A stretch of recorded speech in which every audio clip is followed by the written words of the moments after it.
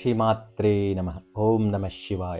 ನಮಸ್ತೆ ಪ್ರಿಯ ವೀಕ್ಷಕರೇ, ಮಹಾಯೋಗಿ ಜ್ಞಾನ ತಾಣಕ್ಕೆ ತಮ್ಮೆಲ್ಲರಿಗೂ ಆತ್ಮೀಯ ಸ್ವಾಗತ. ಈ ವಿಡಿಯೋದಲ್ಲಿ ವೃಶ್ಚಿಕ ರಾಶಿಯವರಿಗೆ 2026 ವರ್ಷ ಹೇಗಿರುತ್ತೆ, ಇನ್ನೆಲ್ಲ ರಾಶಿಗಳನ್ನ ಹೊತ್ತು ತಂದಿದೆ, ಇನ್ನೆಲ್ಲ ಘಟನೆಗಳು ನಡೀಬೋದು, ನಿಮ್ಮ ಭವಿಷ್ಯ ಹೇಗಿದೆ ಅಂತ ನಾನು ತಿಳಿಸ್ಕೊಡ್ತೀನಿ. ವೃಶ್ಚಿಕ ರಾಶಿಯವರಿಗೆ ವರ್ಷದ ಪ್ರಾರಂಭದಲ್ಲಿ ಸ್ವಲ್ಪ ಡಿಲೇ ಅನಿಸುವ ಸಾಧ್ಯತೆ ಇರುತ್ತೆ.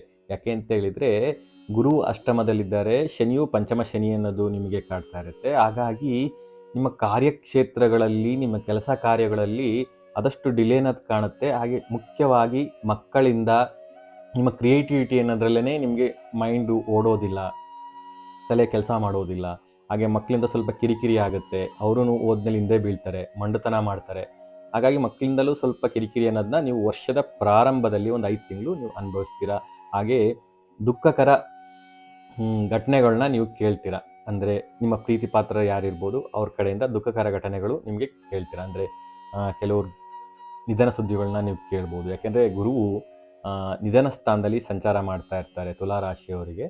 ಹಾಗಾಗಿ ಆ ರೀತಿಯಾದ ಒಂದು ಭಾವಗಳಿರುತ್ತೆ. ಆದರೆ ಅದೇ ರೀತಿಯಾಗಿ ಈ ಅಕ್ಲಟ್ ಸೈನ್ಸು, ರಿಸರ್ಚ್ ಡಿಪಾರ್ಟ್ಮೆಂಟು, ಜ್ಯೋತಿಷ್ಯ, ತಂತ್ರಮಂತ್ರ ಯಂತ್ರ, ಈ ಇನ್ಶೂರೆನ್ಸ್ ಫೀಲ್ಡ್, ಈ ಕ್ಷೇತ್ರಗಳಿದ್ದವರಿಗೆ ವರ್ಷದ ಪ್ರಾರಂಭದಲ್ಲಿ ತುಂಬ ಅನುಕೂಲ ಇದೆ. ಅವರಿಗೆ ಮಾತ್ರ ಹೆಚ್ಚಿನ ಒಂದು ಕೆಲಸ ಕಾರ್ಯಗಳು, ಅವಕಾಶಗಳು ಕೂಡಿ ಬರುತ್ತೆ. ಹಾಗೆ ಪಿತ್ರಾರ್ಜಿತ ಆಸ್ತಿ ಪ್ರಯತ್ನ ಮಾಡ್ತಿದ್ರೆ ಖಂಡಿತ ಗುರು ನಿಮಗೆ ಒಳ್ಳೆಯ ಯಶಸ್ಸನ್ನು ತಂದುಕೊಡ್ತಾರೆ. ಹಾಗೆ ಜೂನ್ ನಂತರ ಗುರುವು ನಿಮಗೆ ಭಾಗ್ಯಸ್ಥಾನಕ್ಕೆ ಬರ್ತಾ ಇದ್ದಾರೆ. ಸೊ ಗುರು ಉಚ್ಚ ಸ್ಥಾನದಲ್ಲಿ ಸಂಚಾರ ಮಾಡ್ತಾ ಇದ್ದಾರೆ ಕಟಕ ರಾಶಿಯಲ್ಲಿ. Is wonderful transit.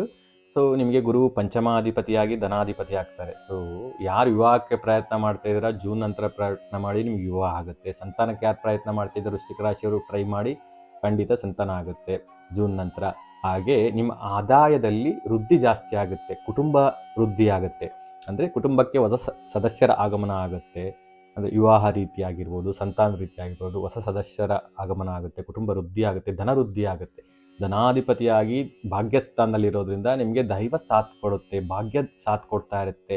ದೇವರ ಬಲ ಅನ್ನೋದು ನಿಮಗೆ ಜೂನ್ ನಂತರ ಇದೆ. ಸೊ ಜೂನ್ ನಂತರ ನೀವು ಏನೇ ಕೆಲಸಗಳು ಕೈ ಹಾಕಿದ್ರೂ ಖಂಡಿತ ಯಶಸ್ಸು ಅನ್ನೋದು ಸಿಗುತ್ತೆ. ಕೆಲವೊಂದು ಟೈಮಲ್ಲಿ ದೈವ ಬಲ ಸಾಥ್ ಕೊಟ್ಟರೆ ಹೇಗೆ ಅಂತೇಳಿದರೆ, ನಾವು ಸ್ವಲ್ಪ ಜಸ್ಟ್ ಸ್ಟಾರ್ಟ್ ಮಾಡಿದ್ರೆ ಸಾಕು, ದೇವರು ತಥಾಸ್ತು ಅಂದ್ಬಿಡ್ತಾರೆ, ನಮ್ಮ ಕೆಲಸ ಕಾರ್ಯಗಳು ಆಗುತ್ತೆ. ಆ ರೀತಿಯಾದ ಒಂದು ಭಾವ ಕಾಣ್ತಾ ಇರುತ್ತೆ.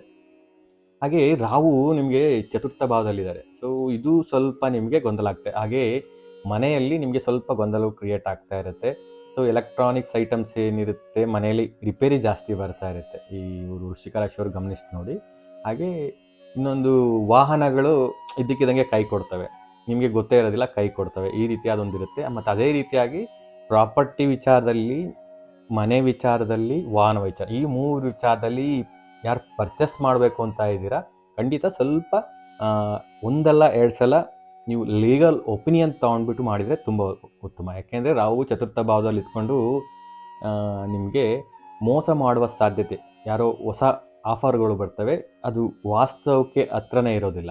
ಆ ರೀತಿಯಾದ ಆಫರ್ಗಳು ಬಂದು ಅದಕ್ಕೆ ಹೋಗಿ ಅದು ಮೋಸ ಹೋಗೋ ಸಾಧ್ಯತೆ ಜಾಸ್ತಿ ಇರುತ್ತೆ. ಅದರಲ್ಲೂ ಈ ಆನ್ಲೈನ್ ನಂಬಿಬಿಟ್ಟು, ಆನ್ಲೈನ್ ಅಡ್ವರ್ಟೈಸ್ಮೆಂಟ್ಗಳನ್ನ ನಂಬಿ ಆನ್ಲೈನಲ್ಲಿ ಹೋಗಿ ನೀವೇನಾದರೂ ಆನ್ಲೈನ್ ಟ್ರಾನ್ಸಾಕ್ಷನ್ ಮಾಡಿದ್ರೆ ದುಡ್ಡು ಕಳುವ ಸಾಧ್ಯತೆ ಜಾಸ್ತಿ ಇರುತ್ತೆ.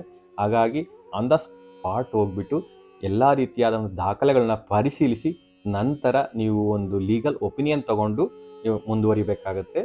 ಅದರಲ್ಲೂ ಗುರುಬಲ ಬರೋವರೆಗೂ ಸ್ವಲ್ಪ ಕೇರ್ಫುಲ್ಲಾಗಿ ಇರಬೇಕಾಗತ್ತೆ. ಹಾಗೆ ರಾಹು ಚತುರ್ಥ ಭಾವದಲ್ಲಿರಿಂದ ತಾಯಿಯ ಆರೋಗ್ಯದ ಸ್ವಲ್ಪ ವ್ಯತ್ಯಾಸ ಆಗುತ್ತೆ, ವೃಶ್ಚಿಕ ರಾಶಿಯವ್ರು ಗಮನಿಸಿ ನೋಡಿ.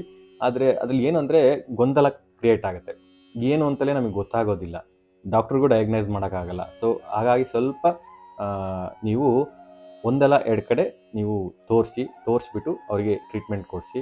ಹಾಗೆ ಇನ್ನೊಂದು ಮುಖ್ಯವಾಗಿ ಏನಂತ ಹೇಳಿದರೆ, ದಶಮದಲ್ಲಿ ಕೇತು ಸಂಚಾರ ಮಾಡ್ತಾ ಇದ್ದಾರೆ.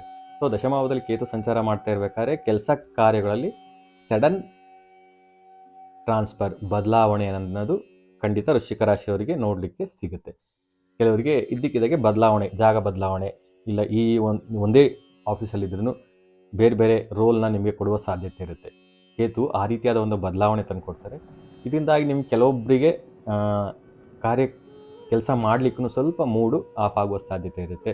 ಅಯ್ಯೋ ಎಷ್ಟು ಮಾಡಿದರೂ ಅಷ್ಟೇ, ನಮಗೆ ಏನು ಗೌರವ ಸಿಗ್ತಾಯಿಲ್ಲ, ಬೆಲೆ ಸಿಗ್ತಾಯಿಲ್ಲ ಅನ್ನುವಂಥ ಒಂದು ಭಾವ ನಿಮಗೆ ಕಾಡುವ ಸಾಧ್ಯತೆ ಇರುತ್ತೆ. ಕೇತು ಕೋರೂಲರ್ ಆಗಿರೋದ್ರಿಂದ ವೃಶ್ಚಿಕ ರಾಶಿಯವರಿಗೆ ದಶಮದಲ್ಲಿ ಇರೋದ್ರಿಂದ ಈ ಯಾರು ಟೆಕ್ನಿಕಲ್ ಫೀಲ್ಡಲ್ಲಿದ್ದೀರಾ, ಈ ಕಂಪ್ಯೂಟರ್ ಕ್ಷೇತ್ರದಲ್ಲಿ ಯಾರಿದ್ದೀರಾ ಇವ್ರಿಗೆ ಅನುಕೂಲ ಆಗುತ್ತೆ. ಮತ್ತು ದಶಮದಲ್ಲಿ ಅವ್ರು ಸಂಚಾರ ಮಾಡ್ತಾ ಇರೋದ್ರಿಂದ ಮುಖ್ಯವಾಗಿ ಯಾರಾದರೂ ಈ ಕೆಲಸ ಕಾರ್ಯದಲ್ಲಿ ಇರೋರಿಗೆ ಆಫೀಸ್ ಕಡೆಯಿಂದ ನಿಮಗೆ ಒಂದು ವರ್ಕ್ಶಾಪ್ಗಳಿಗೆ, ಕೋರ್ಸ್ಗಳಿಗೆ ಜಾಯ್ನ್ ಆಗುವ ಸಾಧ್ಯತೆ ಇರುತ್ತೆ. ಯಾವುದು ಮೆಡಿಟೇಷನ್ ಬಗ್ಗೆ ಇರ್ಬೋದು, ಧರ್ಮದ ಬಗ್ಗೆ ಇರ್ಬೋದು, ಈ ರೀತಿಯಾದ ಒಂದು ಕೋರ್ಸ್ಗಳಿಗೆ ಆಫೀಸ್ ಕಡೆಯಿಂದ ಜಾಯ್ನ್ ಆಗುವ ಸಾಧ್ಯತೆ ನಿಮಗೆ ಜಾಸ್ತಿ ಕಾಣ್ತಾ ಇದೆ. ಮುಖ್ಯವಾಗಿ ಪಂಚಮ ಶನಿ ಇರೋದರಿಂದ ನಿಮಗೆ ಆದಷ್ಟು ಈ ಶೇರ್ ಮಾರ್ಕೆಟಲ್ಲಿ ಲಾಭ ಅನ್ನೋದು ಬರೋದಿಲ್ಲ. ಸೊ ಅಪ್ ಟು ಜೂನ್ವರೆಗೂ ಸ್ವಲ್ಪ ವೆಯ್ಟ್ ಮಾಡಿ, ಯಾವುದೇ ಇನ್ವೆಸ್ಟ್ಮೆಂಟ್ನ ಮಾಡೋಕ್ಕೆ ಹೋಗಬೇಡಿ. ಹಾಗೆ ಈ ಲವ್ ಲೈಫಲ್ಲೂ ಸಮೇತ ನಿಮಗೆ ಯಾರಿದ್ದೀರ, ಪ್ರೇಮಿಗಳು ಯಾರಿದ್ದೀರ, ನಿಮಗೆ ಡಿಲೇ ಅನ್ನೋದು ಕಾಣುತ್ತೆ. ಡಿಲೇ ಅಂತ ಹೇಳಿದರೆ ಒಬ್ರಿಗೊಬ್ರಿಗೂ ಆಸಕ್ತಿ ಏನೋ ಕೊಡೋದಿಲ್ಲ. ಈ ಕಾರ್ಯಕ್ಷೇತ್ರದ ಒತ್ತಡ ಮತ್ತು ಸ್ವಲ್ಪ ಮಾನಸಿಕ ಒತ್ತಡದಿಂದಾಗಿ ಒಬ್ರಿಗೊಬ್ರಿಗೂ ಒಂದು ಆಸಕ್ತಿ ಅನ್ನೋದು ಕಡಿಮೆ ಆಗ್ತಾ ಬರುತ್ತೆ.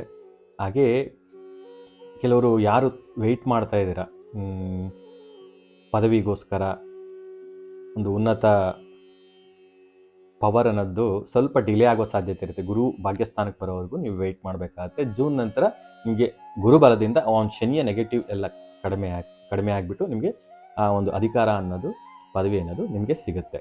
ವೃಶ್ಚಿಕ ರಾಶಿಯವರಿಗೆ ಮೊದಲ ಅರ್ಧ ವರ್ಷ ಸ್ವಲ್ಪ ನೀವು ಜಾಸ್ತಿ ಎಫರ್ಟ್ಸ್ ಹಾಕಬೇಕಾಗತ್ತೆ. ಶನಿಗೆ ಮುಖ್ಯವಾಗಿ ಡಿಸಿಪ್ಲಿನ್ ಮುಖ್ಯ, ಹಾರ್ಡ್ ವರ್ಕ್ ಮುಖ್ಯ. ಲೇಜಿನೆಸ್ಸು ಶನಿ ಯೂಶ್ವಲ್ ಆಗಿ ಅವರು ಲೇಜಿನೆಸ್ ಕ್ರಿಯೇಟ್ ಮಾಡ್ತಾರೆ. ನೀವು ಆದಷ್ಟು ಬೇಗ ಎದ್ದೇಳಬೇಕಾಗುತ್ತೆ.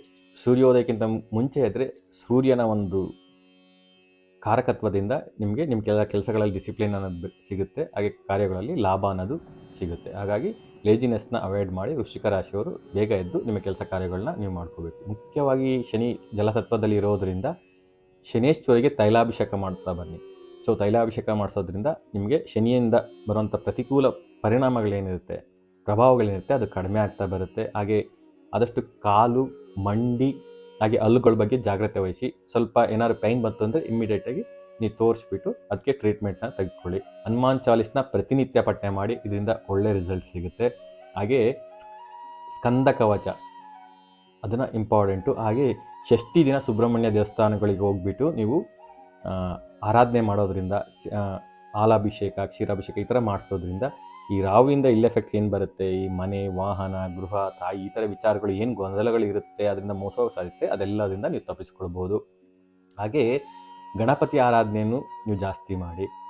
ನಿಮ್ಮ ಆಫೀಸ್ ಹತ್ರ ಇರ್ಬೋದು ಅಥವಾ ಮನೆ ಹತ್ರ ಇರ್ಬೋದು, ನಾಯಿಗಳಿಗೆ ಸ್ವಲ್ಪ ಆಹಾರ ನೀಡ್ತಾ ಬನ್ನಿ. ಇದರಿಂದ ಒಂದು ಒಳ್ಳೆಯ ರಿಸಲ್ಟ್ ಅನ್ನೋದು, ನಿಮಗೆ ಅದ್ಭುತವಾದ ರಿಸಲ್ಟ್ನ ನೀವು ಪಡ್ಕೊಳ್ತೀರಾ. I wish you all the best ವೃಶ್ಚಿಕ ರಾಶಿಯವರಿಗೆ. ಈ ವಿಡಿಯೋ ಇಷ್ಟ ಆದರೆ ಲೈಕ್ ಮಾಡಿ, ಶೇರ್ ಮಾಡಿ, ಕಮೆಂಟ್ ಮಾಡಿ ಹಾಗೂ ನಮ್ಮ ಚಾನಲ್ನ ಸಬ್ಸ್ಕ್ರೈಬ್ ಮಾಡ್ಕೊಳ್ಳಿ. ಧನ್ಯವಾದಗಳು. ಸಾಯಿರಾಮ್.